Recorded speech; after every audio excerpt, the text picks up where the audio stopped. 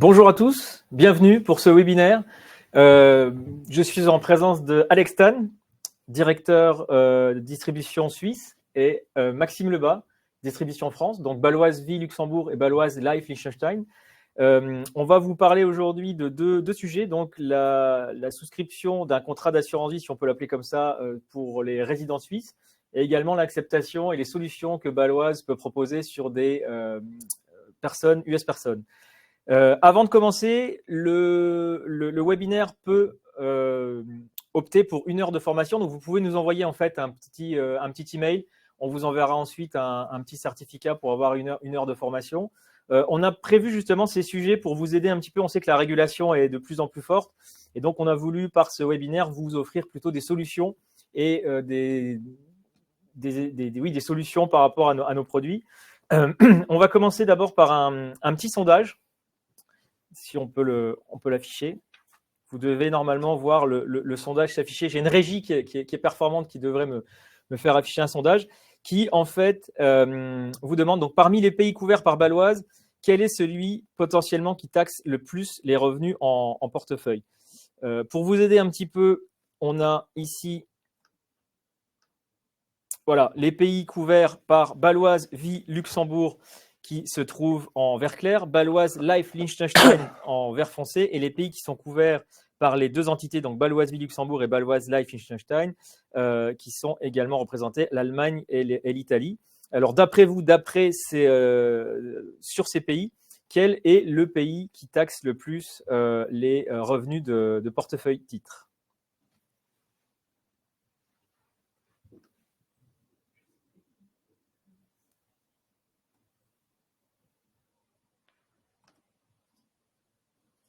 Là, vous répondez dans le chat, mais en fait, normalement, vous voyez en bas à droite un sondage en fait qui s'affiche. Est-ce que vous le voyez? Voilà. J'ai ma chère Régie qui a pris le lead.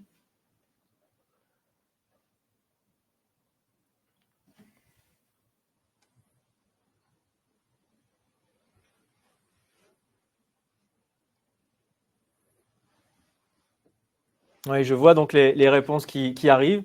Eh bien, écoutez, voilà la réponse. Effectivement, c'était la Suisse. Donc, le sondage montrait la France en premier, mais non, la Suisse en deuxième, la Belgique en troisième.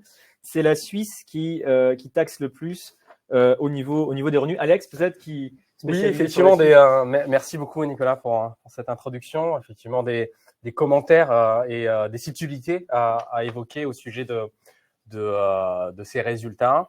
Alors, ici, lorsqu'on parle du taux le plus élevé, la Suisse est un État fédéral. Et donc avec des fiscalités qui sont différenciées en fonction des cantons.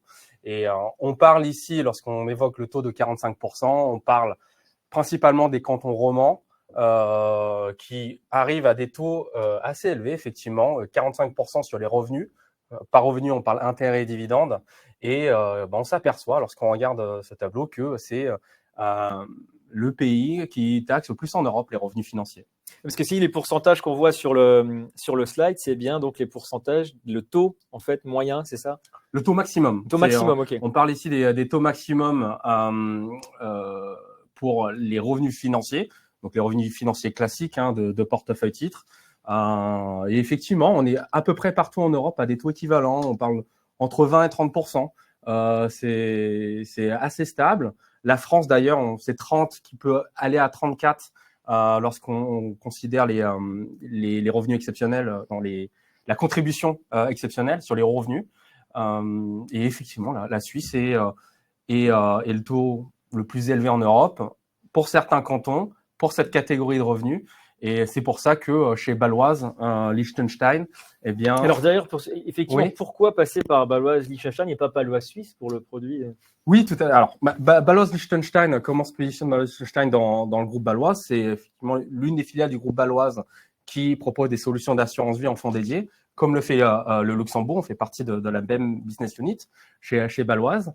Et la particularité de Baloise Liechtenstein est qu'elle fait partie d'un marché unique avec la Suisse. Et on sait tous que eh bien, en Europe et ailleurs, il y a des réglementations, il y a des agréments à avoir pour pouvoir distribuer des contrats dans certains pays. Et pour pouvoir distribuer un contrat auprès de résidents suisses, il faut avoir un agrément soit en Suisse, soit au Liechtenstein. Et donc, c'est pour ça que Baloise Liechtenstein intervient ici pour proposer des solutions d'assurance vie à des Suisses en toute conformité. Et donc, sur les différents contrats d'assurance vie en Suisse, on a ce qu'on appelle les modèles des 3 piliers. Donc, les piliers qui représentent alors une assurance finalement prévoyance étatique sur le pilier 1, c'est ça?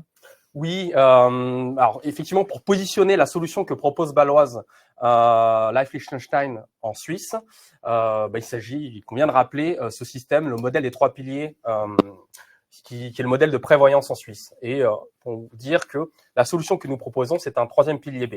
Alors, qu'est-ce qu'un 3e pilier B par rapport aux autres piliers suisses? La prévoyance suisse est organisée ainsi. Il y a la prévoyance obligatoire. Donc, les personnes qui travaillent ou pas ont une prévoyance obligatoire qui est organisée par l'État et organisée par l'employeur. Donc ça, c'est le premier et le 2e pilier. Et c'est obligatoire, c'est-à-dire on cotise et puis il y a des limitations. On peut sortir en principe qu'au moment de la retraite. Ensuite, il y a ce qu'on appelle la prévoyance libre, donc qui n'est pas forcément obligatoire, la prévoyance libre, et qui est privée. Donc ça, c'est le 3e pilier. Et là, on a donc le 3A ou 3B. C'est ça, le 3A ou le 3B. Et donc, chacun a des atouts fiscaux particuliers. On dit que le 3A est lié dans un sens où il est limité en matière d'investissement. On ne peut pas mettre toute sa fortune dans un 3A. On est limité à peu près 7 000 francs suisses par année. Et puis, on a des limitations en matière de sortie. Et en contrepartie, on a des avantages fiscaux particuliers. On est limité en matière de sortie, c'est qu'en principe, on sort aussi à la retraite. Pour ce qui est du 3e pilier B, eh bien, celui-ci est libre et non lié dans le sens où il n'y a pas de limitation en matière d'investissement, il n'y a pas de limitation en matière de sortie et il y a un régime fiscal qui est différent du 3A particulier qu'on évoquera un peu plus tard. Et voilà, Baloise se positionne dans ce pilier-là, le 3B, c'est-à-dire pas de limitation en matière d'investissement, pas de limitation en matière de sortie. Mais alors, est-ce qu'on peut appeler le pilier 3B un contrat d'assurance vie finalement? Est-ce que c'est l'équivalent? Comment on pourrait le définir? Oui, bonne question. Le 3e pilier B, c'était la qualification fiscale du produit, donc on évoquera un peu plus tard. Mais ce produit, juridiquement, eh bien, c'est effectivement ni plus ni moins qu'un contrat d'assurance vie, comme on a l'habitude de le voir en France ou sur d'autres pays en Europe. C'est un contrat d'assurance vie dans le sens où on a un souscripteur, une compagnie d'assurance, un assuré qui est souvent le souscripteur, enfin qui ne peut être que le souscripteur d'ailleurs, et une clause bénéficiaire. On a même dans la construction de ce contrat-là une composante décès qui prévoit qu'en cas de décès, eh bien, on transmette une somme minimale aux bénéficiaires. Donc, il a toutes les caractéristiques juridiques d'un contrat d'assurance vie, assuré, clause bénéficiaire, un complément décès. Et la particularité de cette enveloppe liechtensteinoise d'assurance, c'est qu'elle permet, on le voit ici dans le schéma, c'est qu'elle permet d'avoir la même souplesse que ce que l'on rencontre au Luxembourg. Sur un fonds dédié classique luxembourgeois. C'est ça, c'est le fait de pouvoir donner le choix aux souscripteurs d'investir au travers d'une gestion discrétionnaire dans un fonds dédié. Donc, le client va pouvoir effectivement choisir son gérant, sa banque dépositaire, une politique d'investissement. Donc, le gérant qui peut être ailleurs que la Suisse, effectivement. Oui, c'est un contrat à la luxembourgeoise, oui. Mais ici émis par le Liechtenstein. Et donc, le gérant peut être en Suisse ou hors de Suisse. La banque dépositaire peut être en Suisse ou hors de Suisse. Il y a une souplesse pendant toute la durée de vie du contrat de sélectionner son gérant, changer la politique d'investissement, etc. Avec une souplesse supplémentaire, c'est que l'on peut aussi, dans un contrat de ce type-là, choisir librement des investissements en actifs en fonds de placement, en mono PCVM. Okay. Et donc, minimum seuil d'accès, ici, on voit sur le slide, 500 000. Oui, alors les particularités de cette enveloppe, c'est le seuil d'accès. Effectivement, un seuil d'accès à 500 000 francs suisses par contrat. Le second, je l'ai évoqué tout à l'heure, c'est le fait qu'il y a une complémentaire d'essai rattachée au contrat, qui veut dire qu'en cas de décès, eh bien, on va transmettre la valeur, le minimum entre une garantie plancher et le maximum, pardon, entre une garantie plancher et la valeur du portefeuille. Et puis un troisième volet à à noter, c'est que c'est un contrat à prime unique. Ok. Donc, pour être qualifié de 3B ici, donc une solution 3B sans garantie de rendement, eh bien, on doit forcément être en prime unique. Donc, on ne verse qu'une fois dans le contrat. Si d'aventure un client souhaitait souscrire, rajouter des sommes, eh bien, il devrait souscrire un second contrat. Ok. Et pour l'intérêt fiscal, du coup, je pense qu'il y a un intérêt effectivement fiscal comme tout contrat d'assurance vie. Oui, effectivement. Maintenant qu'on a évoqué la construction du contrat, quel est l'intérêt in fine, on pose tous cette question, quel est l'intérêt de détenir un portefeuille titre plutôt dans une enveloppe d'assurance vie 3B par rapport à la détention en direct dans un compte titre classique. Ouais. Et quoi de mieux finalement de présenter un tableau comparatif entre la fiscalité en Suisse d'un portefeuille titre et le régime fiscal de ce même portefeuille lorsqu'il est détenu dans une solution d'assurance vie 3B. On voit ici dans le tableau, sur la partie de gauche, qu'il y a un impôt sur lequel je vais me concentrer ici, c'est l'impôt sur le revenu. Et l'impôt sur le revenu fonctionne ainsi en Suisse. Donc, on est taxé au fil de l'eau, déjà. Donc, en fonction des revenus qu'on va gérer chaque année, eh bien, chaque année, on va devoir faire ces déclarations. Et il y a les intérêts et les dividendes, ce qu'on appelle les revenus.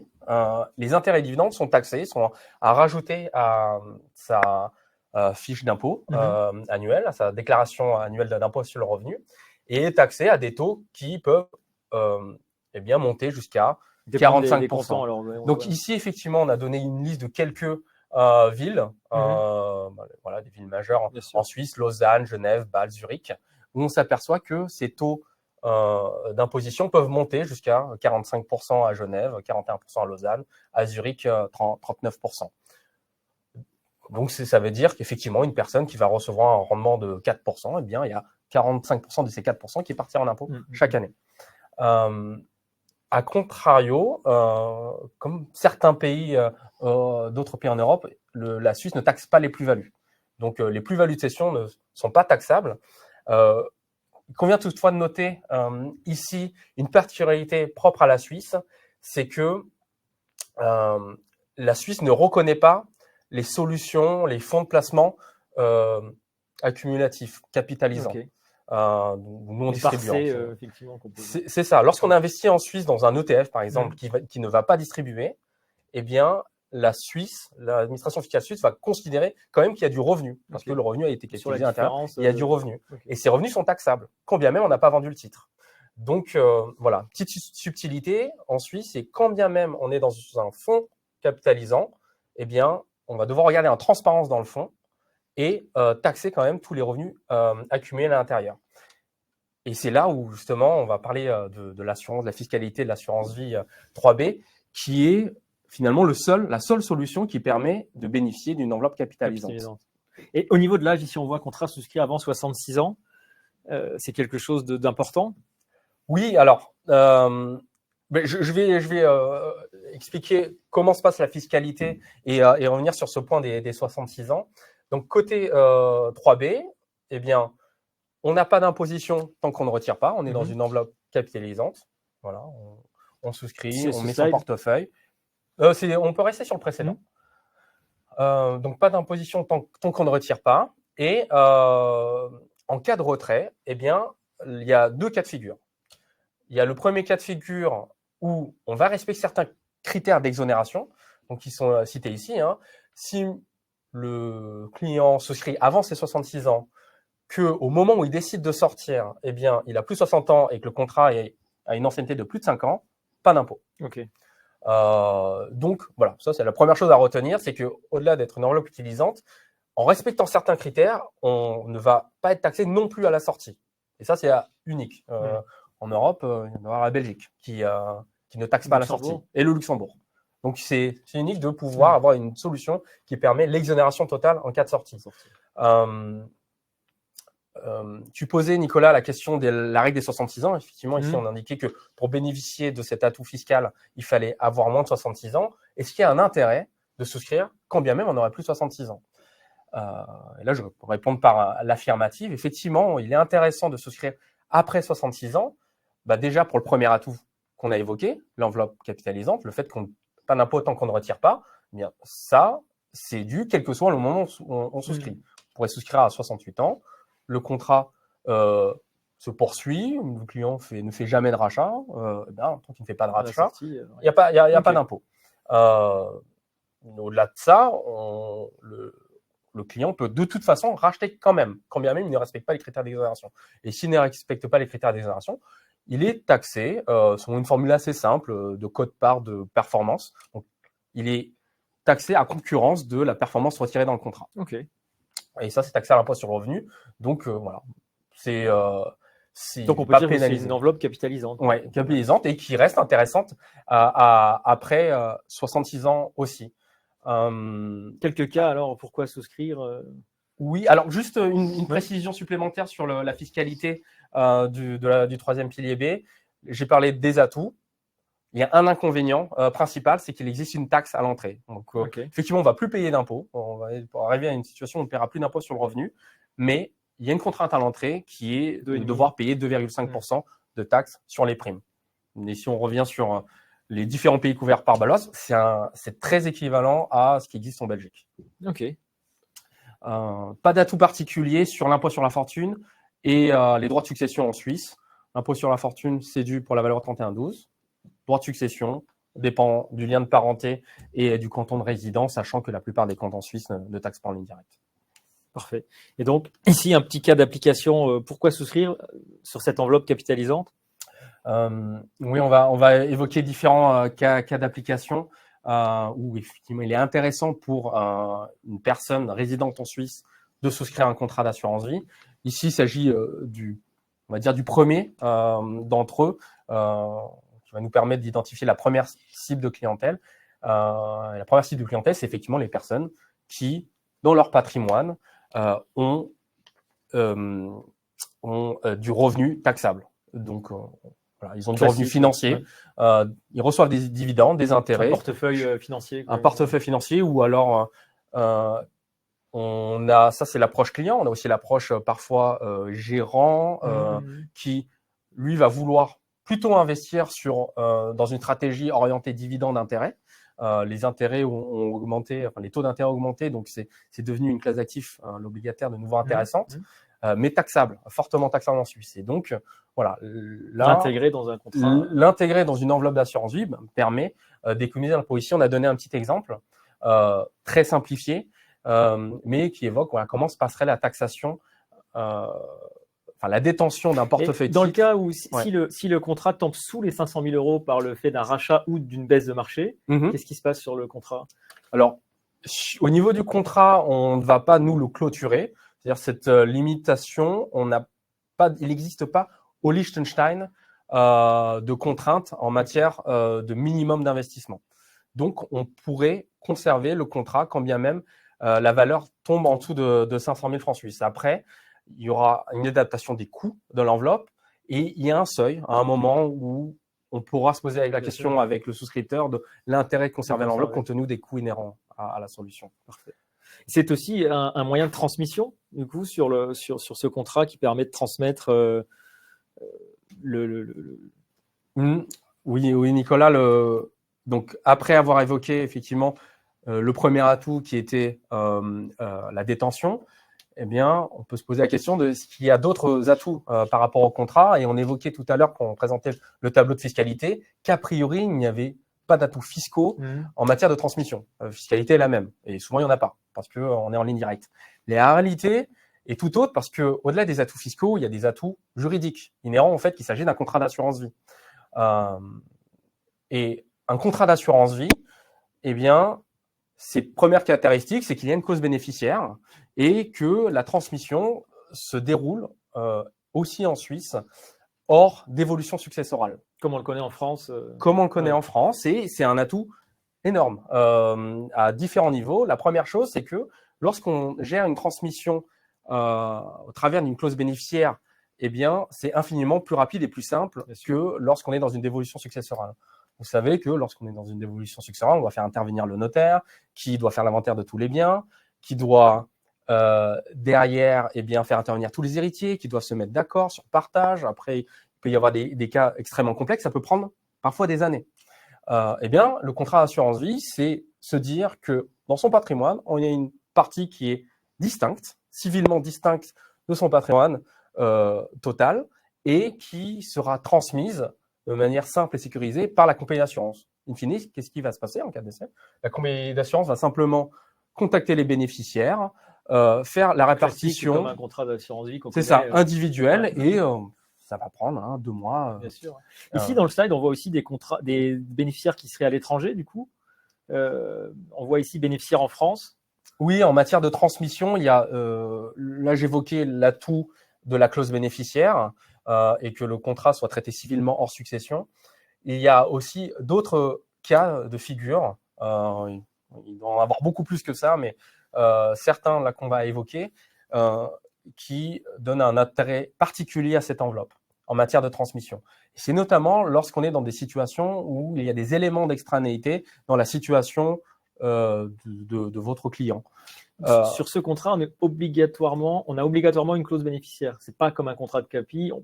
Il y a une clause bénéficiaire. Alors, on peut ne pas rédiger de clause bénéficiaire, auquel cas ça reviendrait à la succession. Okay. J'en verrai pas a priori l'intérêt de ne pas rédiger de clause bénéficiaire, mais effectivement, il y a normalement, on va utiliser la clause bénéficiaire. Et les 2 cas que je souhaitais évoquer en matière de transmission, lorsqu'il y a des éléments d'extranéité, c'est le cas assez fréquent de personnes qui sont résidentes en Suisse, mais qui ont leurs héritiers en France, leurs enfants qui sont restés en France. Et en ce cas-là, eh bien, la France, depuis 2013, taxe l'héritier, pour autant qu'il réside en France depuis plus de 6 ans, pour être parfaitement complet. Et eh bien, transmettre des capitaux d'essai d'assurance vie plutôt qu'une succession permettrait de réduire. Là, la France considère que c'est un contrat d'assurance vie comme on le connaît en France, et donc considère que la clause bénéficiaire qui se dénoue sur les bénéficiaires français, c'est comme si le contrat était fait à Luxembourg. Oui, la solution que nous proposons, on est présenté dans le schéma, c'est un contrat d'assurance vie, et ce qui est transmis, ce sont des capitaux d'essai de contrat d'assurance vie. Okay. Donc, a fortiori, la France devrait qualifier ces capitaux d'essai comme pouvant bénéficier de la taxation particulière des capitaux d'essai d'assurance vie. Okay. Il y a un autre cas de figure qu'on souhaitait évoquer avec des éléments d'extranéité, c'est lorsque vous avez une personne qui réside en Suisse et qui a des actifs étrangers dans son patrimoine, des titres, par exemple des titres Total et Apple. Il s'avère que dans ce cas-là, quand bien même les héritiers et lui ne sont pas résidents en Suisse, dans ces cas-là, mon exemple, les États-Unis et la France pourraient taxer la succession parce que il y a des actifs français ou américains ici. Et donc, cette enveloppe d'assurance vie pourrait permettre, de par sa construction, de considérer qu'il est dans le patrimoine du client, il n'y a pas ces titres, mais il y a un contrat d'assurance vie. Okay. Et donc, n'appliquer que le droit suisse. Et on parle souvent maintenant en ce moment de la fin du régime de UK Non-Dom avec Luxembourg. Ici, on est à Luxembourg.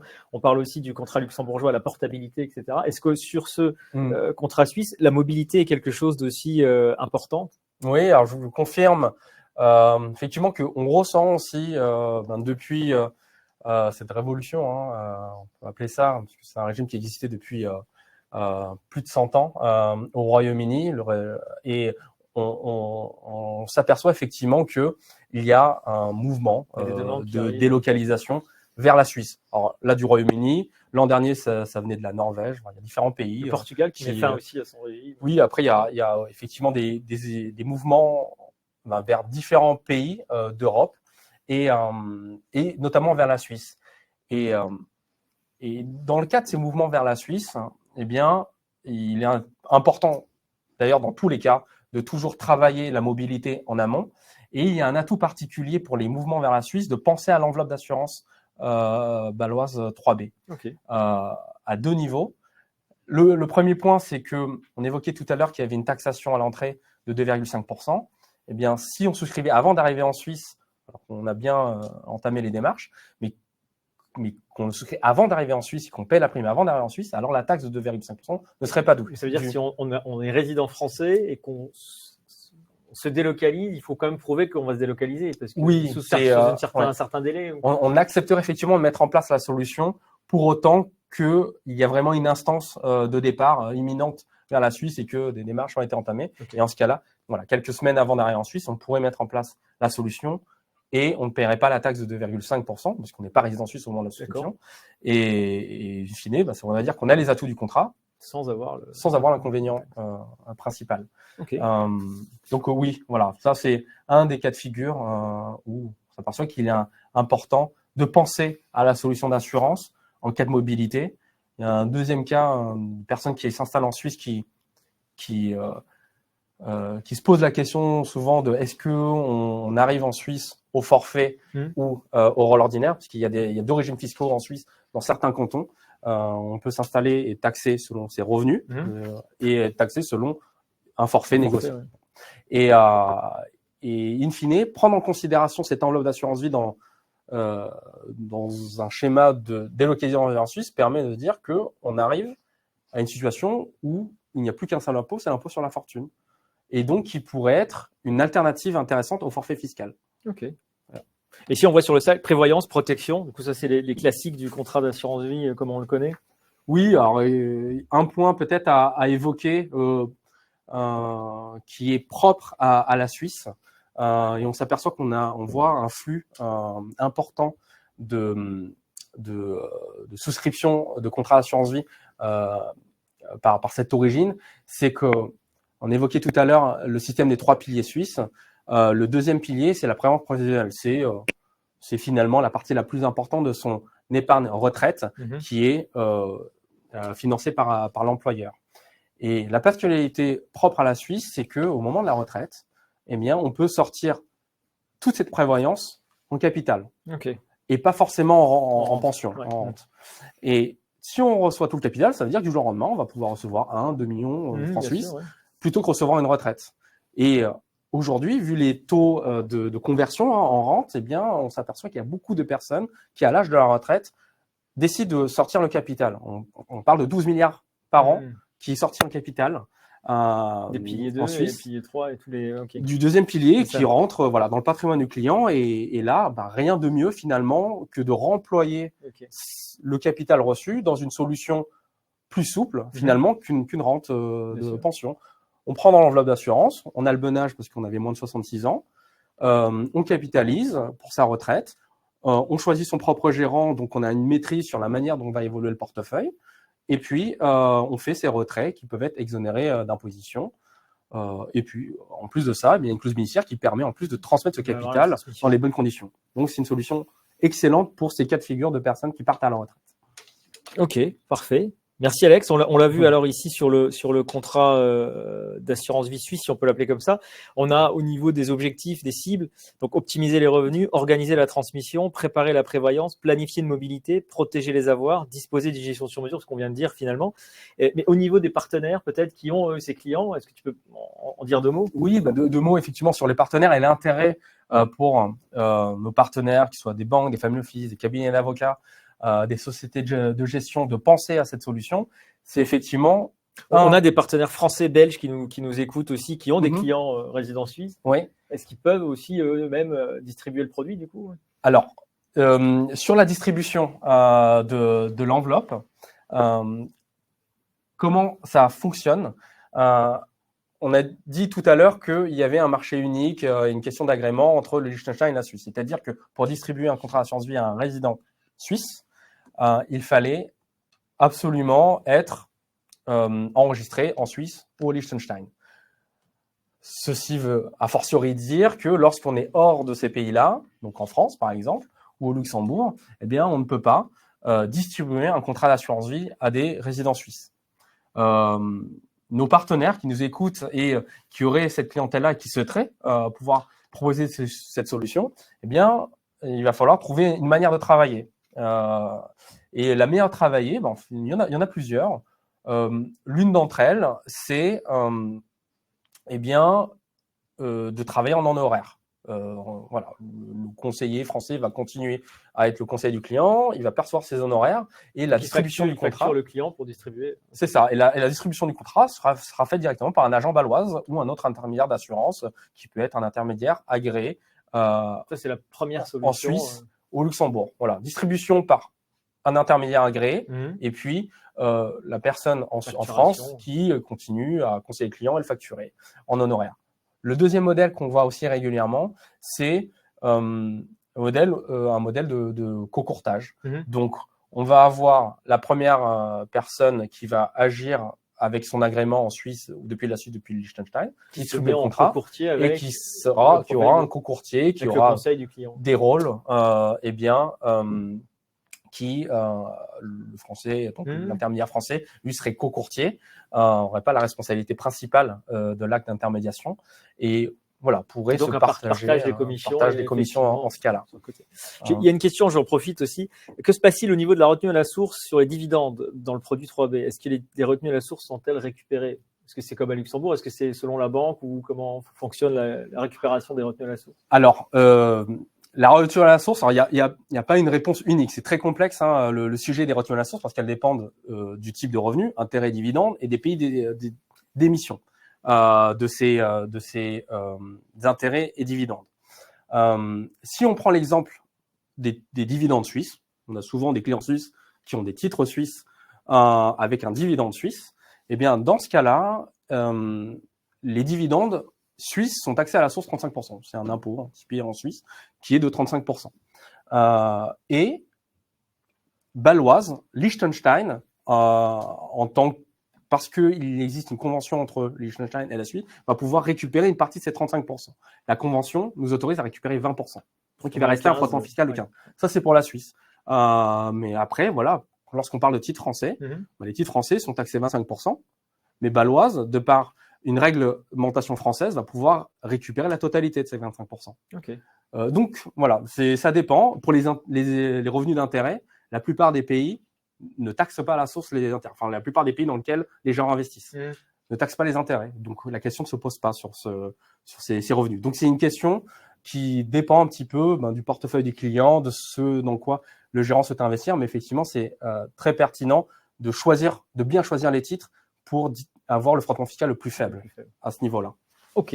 Un dernier mot peut-être, Alex, avant de passer sur les US personnes, sur les partenaires ou quelque chose à rajouter avant de terminer ta partie? Oui, alors sur les partenaires, ce qui est important ici, on évoque le fait d'élargir l'offre de service. Et c'est vraiment ce qu'on appelle aujourd'hui un game changer, cette solution suisse que propose Life Liechtenstein. Parce que je pense aujourd'hui, et on l'a vu par rapport au nombre d'inscrits, que c'est une solution qui est aujourd'hui pas connue, qui n'est pas aussi mature que les solutions d'assurance vie en France, au Portugal, en Belgique, etc. Et qui a des atouts énormes. Comme on l'a vu, on a parlé des comparatifs fiscaux. Et donc, voilà, c'est une vraie solution qui permet aujourd'hui à des gérants, des conseillers, etc., de pouvoir parler, déjà à minima parler de solutions d'optimisation à leurs clients. Et puis derrière, forcément, ça peut se transformer en client satisfait, en client ayant en UA7. Et c'est bien sûr pour avoir les revenus, les partenaires. Dernière question, il y a la dernière question qui vient de tomber. Que se passe-t-il si les clients souhaitent investir en euros? La prime sera automatiquement convertie en CHF. Est-ce que c'est multi-devises finalement? Alors, c'est un fonds dédié. Donc, dans un fonds dédié, c'est un compte bancaire. Donc, dans le compte bancaire, on peut avoir toute devise cotée, pour autant que la banque accepte de trader le produit, enfin la devise. Au niveau de la valorisation du contrat, elle sera forcément en francs suisses. Okay. C'est la valorisation du contrat. Les sous-jacents, ensuite, peuvent être en dollars, en euros. Est-ce qu'il est plus facile de devenir courtier d'assurance, d'ouvrir finalement une succursale en Suisse si on est courtier français? C'est une question qui tombe en disant plutôt que faire du co-courtage. Est-ce que si on a le volume, s'établir en Suisse en courtier, est-ce que c'est facile? Alors là, j'ai pas la réponse exacte sur les règles. Est-ce que c'est commun ou est-ce que tu vois des gens finalement qui ont une surface peut-être à la frontière qui établissent un bureau de l'autre côté ou... Alors, moi, de ce que j'ai compris, je pense qu'il faut déjà avoir une résidence en Suisse, ça c'est la première chose.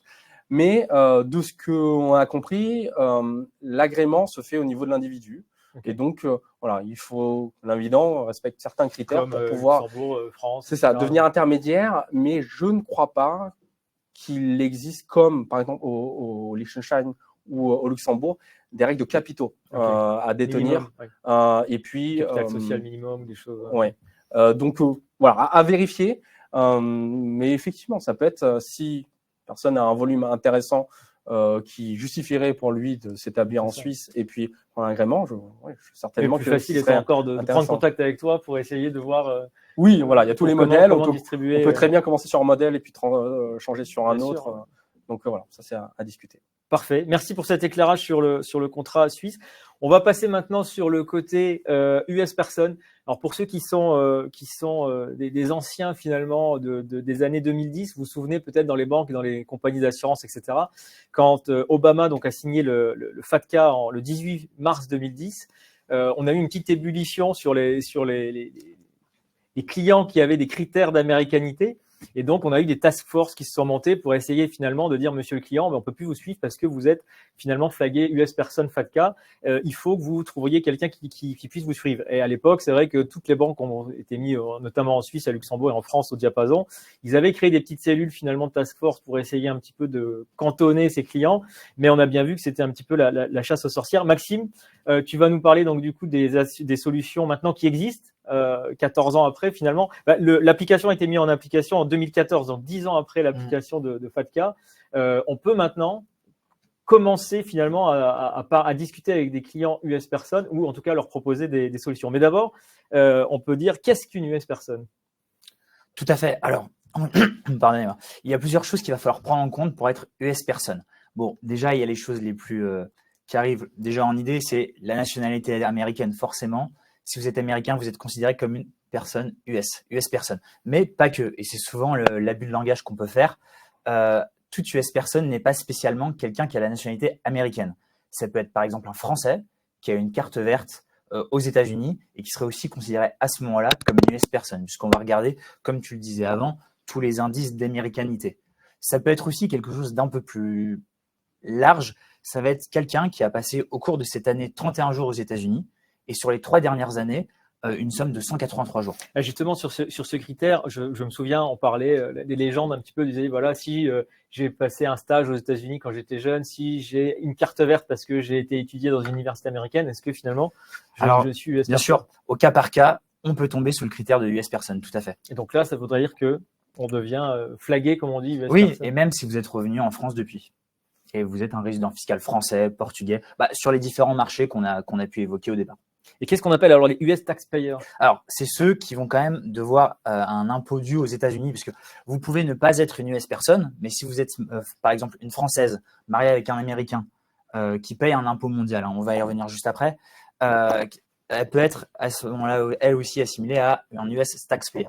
Là, tu mets par exemple, en raison d'une résidence commune et d'une déclaration fiscale conjointe à une US personne. Tout à fait. On devient US taxpayer. Tout à fait.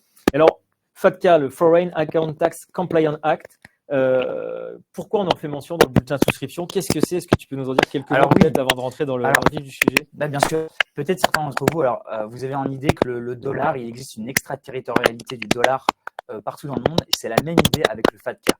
En fait, les États-Unis, pour essayer de lutter contre, à l'époque d'Obama, lutter contre l'évasion fiscale, puisqu'ils parlaient de 100 milliards de dollars d'évasion fiscale, ils ont décidé que toute institution financière qui avait des contrats avec des personnes US devait le déclarer. Donc, devait le déclarer au fisc américain, c'est-à-dire l'IRS. Et donc, nous, on demande, et pas que nous, vous verrez l'ensemble des acteurs demandent à chaque fois de flaguer une personne si elle est US ou pas en remplissant ce dit FATCA. Donc, on demande FATCA aussi bien pour les souscripteurs, bien sûr, mais ça va plus loin, puisque les assurés et les bénéficiaires aussi doivent montrer leur FATCA. Les personnes morales aussi. Les personnes morales, tout à fait. Les bénéficiaires effectifs, tout à fait. Ouais. Et c'est un peu le fantasme aussi en Europe de CRS, où l'Europe aimerait avoir un FATCA européen pour pouvoir Bien sûr. Alors ça, c'est un vieux serpent de mer. Tout à fait, Pierre Moscovici, on en avait déjà discuté. CRS, c'est important d'en parler. CRS, c'est la communication entre les différents États en matière fiscale. Donc, le Luxembourg en fait partie, la France en fait partie. Et FATCA, c'est quelque chose, encore une fois, comme je vous l'ai dit, d'extraterritorialité. C'est-à-dire que si jamais une institution financière ne venait à ne pas respecter FATCA, bien qu'elle n'ait aucune activité aux États-Unis, elle pourrait être lourdement sanctionnée par les Américains. Alors, quelles sont les obligations pour les US personnes, finalement? Tout à fait. Il y a quelque chose d'assez important, c'est que même si vous êtes un résident fiscal français avec des revenus fiscalisés français, si vous êtes US personne, vous devez déclarer aux États-Unis vos revenus et revenus mondiaux, même si même si vous avez des revenus, je ne sais pas, qui viennent d'Allemagne, des CPI qui sont en Allemagne et vous avez ces revenus-là, vous devez les déclarer au fisc américain. Donc, vous avez des formulaires à remplir chaque année. Et alors, le quid de PIFIC, alors on le Passive Foreign Investment Company, donc ça veut dire que si en fait on a une société, on parle de compagnie, mais qui peut être aussi des OPCVM, qui sont considérés comme des espèces d'holdings qui détiennent finalement des produits qui vont dégager des revenus ou des intérêts, on a ce PIFIC qui rentre en compte. Est-ce qu'on pourrait être impacté par ça? Tout à fait. Alors là, il y a plusieurs interprétations. En fait, le fait d'être PIFIC ou non va modifier la façon, en règle générale, et je précise bien en règle générale, dont vous allez être taxé. PIFIC permet de capitaliser, si vous êtes dans le cas PIFIC, permet de capitaliser, c'est-à-dire que vous seriez taxé uniquement à la sortie de l'enveloppe. Mais si vous ne l'êtes pas, vous pouvez être taxé tous les ans sur les revenus. Et donc, si vous voulez, je vous invite vraiment… Est-ce qu'en passant par un contrat luxembourgeois, on est considéré PIFIC ou pas, ou quel est le… Alors, nous, pour le moment, on a tendance à considérer effectivement que dans la mesure où le contrat d'assurance vie fait écran, nous sommes PIFIC, puisque l'investisseur va dans un contrat d'assurance vie, donc détient une créance sur une compagnie d'assurance luxembourgeoise. Et alors, du coup, on en arrive à la solution baloise. On a une US personne qui habite dans un des pays qu'on couvre, donc France, Tout à fait. etc. Qu'est-ce qu'on peut faire? Alors, on peut totalement faire un contrat d'assurance vie classique, comme nous proposons déjà, avec les mêmes tickets d'entrée. Donc, 125 000 € pour un fonds externe en France, 250 000 € pour un feed, etc. Donc, ça ne change pas énormément les choses. Il faut juste très bien remplir chez nous le FATCA, qu'on puisse l'identifier, qui est, si jamais une modification, qu'on soit informé, et bien sûr, si jamais il y a une expatriation plus tard aux États-Unis, qu'on en soit informé. Parce qu'effectivement, là où ça va poser problème, c'est une US personne qui est aux États-Unis, où là, malheureusement, on ne pourra pas accepter. Qu'est-ce qui se passe alors si le client souscrit en France et déménage ensuite? Bien sûr, on va lui demander, si on le sait, de racheter sa police d'assurance. Total, rachat total. Rachat total, Okay. effectivement. Puisqu'il peut y avoir un risque, si vous voulez, pour vous comme pour nous, aux États-Unis. Une US personne qui serait aux États-Unis, la souscription serait impossible. Ça c'est réglé directement. Et alors, quid des autres marchés? Alors oui, bien sûr, on peut extrapoler en fait. On a préparé un arbre de décision, si vous voulez, qui peut vous permettre, si vous voulez, de mieux envisager les contrats d'assurance pour une personne qui ne serait pas résidente fiscale en France ou pas sur un de nos marchés. Alors, c'est très simple. Déjà, résident US, comme je vous l'ai dit, ce n'est pas possible s'il est résident US. Par contre, non résident US, on va regarder, est-ce que c'est un de nos marchés? Bon, bah, très bien, c'est un de nos marchés cibles, comme on a pu l'évoquer au départ. Pas de souci, c'est bon, en fonction des règles, la fiscalité, on maîtrise. C'est un marché où nous n'avons pas encore l'agrément. Là, ça va dépendre de plusieurs choses. Si nous avons l'agrément, pas de souci, on peut commercialiser avec lui un contrat d'assurance vie. Et si nous ne l'avons pas, à ce moment-là, il va falloir faire une étude. Sur le slide suivant, vous le verrez notamment. Vous le verrez notamment sur le slide suivant, où là, on va avoir des critères de 2,5 millions, enfin moins de 2,5 millions et plus de 2,5 millions.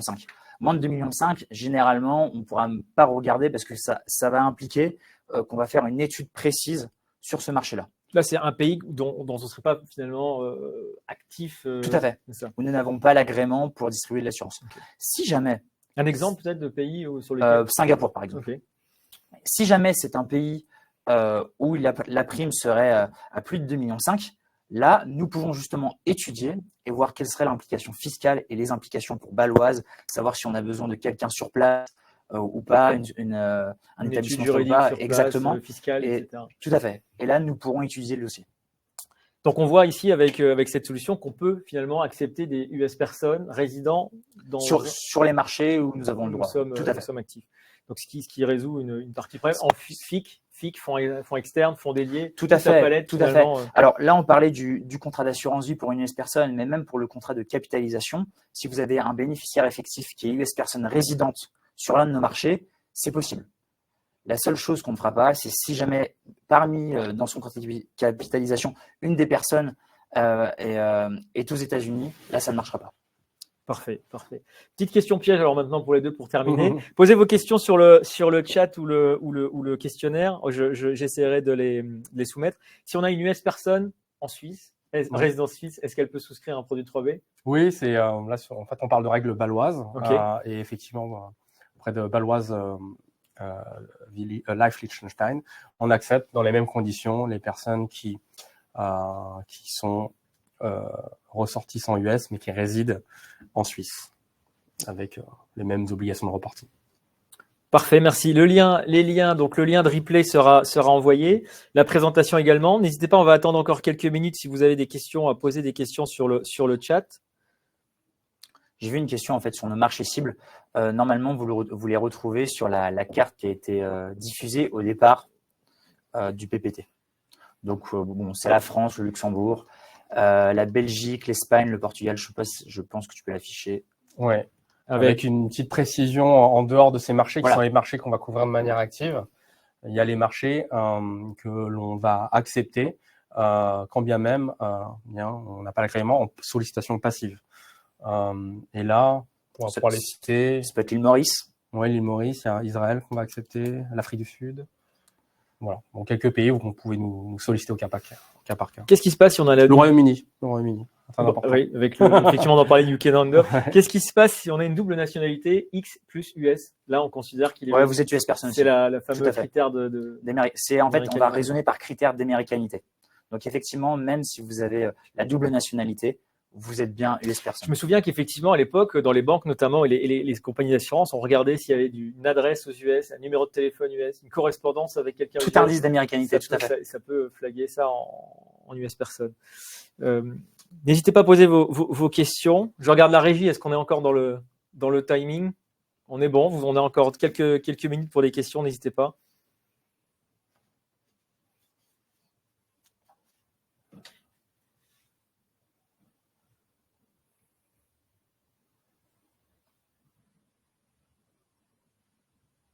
Ça écrit. Beaucoup de monde écrit. On attend les. Vous